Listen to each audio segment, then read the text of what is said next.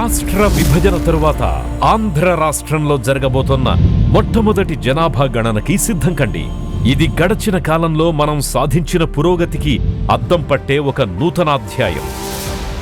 రాష్ట్ర ప్రజల అభివృద్ధికి మెరుగైన పథకాలు మరియు కొత్త ప్రణాళికల రూపకల్పన కోసం ఈ జనాభా గణన ఎంతో అవసరం. ఈ జనాభా గణన కేవలం లెక్కింపు మాత్రమే కాదు, మీ వ్యక్తిగత అవసరాలు మరియు సామాజిక అవసరాలను ప్రభుత్వానికి తెలియజేసే మార్గం కూడా. ఈసారి జనాభా గణన పూర్తిగా డిజిటల్ రూపంలో జరగబోతోంది.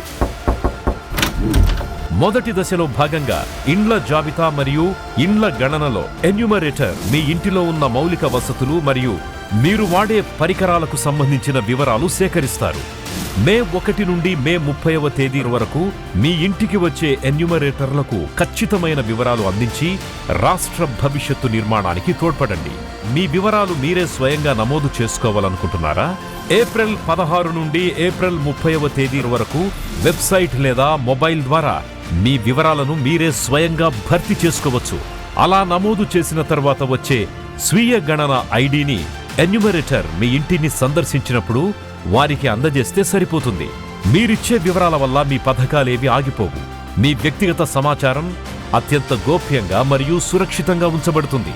ఈ ప్రక్రియలో మీకెలాంటి సందేహాలున్నా సహాయం కోసం టోల్ ఫ్రీ హెల్ప్ లైన్ నంబర్లను సంప్రదించండి. ఒక బాధ్యత గల పౌరుడిగా ఖచ్చితమైన వివరాలు అందించడం మన కర్తవ్యం. రండి, మనమందరం ఈ చారిత్రాత్మక ప్రక్రియలో పాల్గొని జనాభా గణన 2027ని విజయవంతం చేద్దాం. మన జనగణన మన భవిష్యత్తు, మన జనగణన మన వికాసం. జనగణనతోనే ప్రజా సంక్షేమం.